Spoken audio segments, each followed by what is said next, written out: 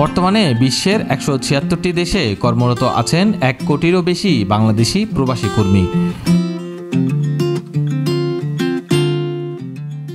বৈদেশিক কর্মসংস্থান খাতে এটি একটি বড় অর্জন, যা দেশের অর্থনীতিতে রেমিটেন্স প্রবাহ বাড়িয়ে দিচ্ছে উল্লেখযোগ্যভাবে।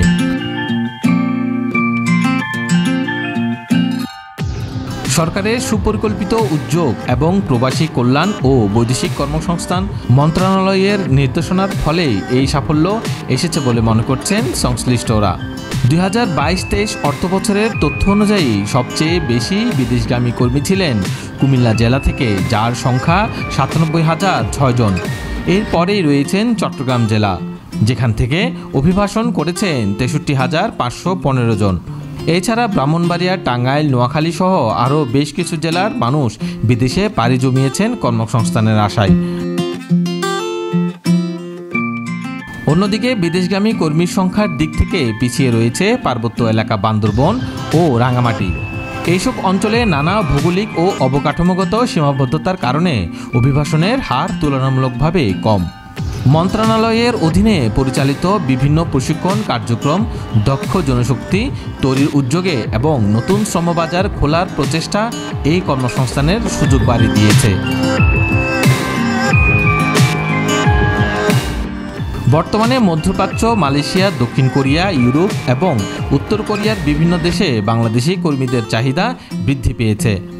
দক্ষতা অনুযায়ী পরিসংখ্যান বলছে, এখনও বিদেশগামী কর্মীদের বড় অংশই স্বল্প দক্ষ বা আধা দক্ষ শ্রেণীর।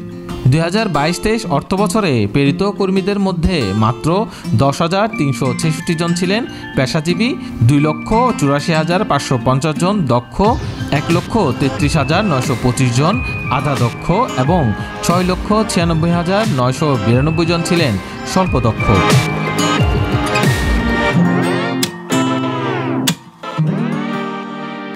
এই পরিসংখ্যান দক্ষতা উন্নয়নের আরও প্রয়োজনীয়তা নির্দেশ করে। সরকারের পক্ষ থেকে বলা হয়েছে, শুধু সংখ্যায় অভিবাসন নয়, প্রবাসী কর্মীদের অধিকার ও নিরাপত্তা নিশ্চিত করাও তাদের অগ্রাধিকার। এই লক্ষ্যে প্রবাসী কল্যাণ ব্যাংক, ওয়েজ আর্নার্স কল্যাণ বোর্ড সহ বিভিন্ন প্রতিষ্ঠানকে সক্রিয় রাখা হয়েছে। বিশ্লেষকরা মনে করছেন, বিদেশে কর্মসংস্থানের এই ধারা অব্যাহত থাকলে বাংলাদেশ দীর্ঘমেয়াদে অর্থনৈতিকভাবে আরও সমৃদ্ধ হবে। একই সঙ্গে দেশীয় বেকারত্ব কমানো, রেমিটেন্স বাড়ানো এবং দক্ষ ও মানব সম্পদ রপ্তানির মাধ্যমে বাংলাদেশ আরও শক্ত অবস্থানে পৌঁছাবে।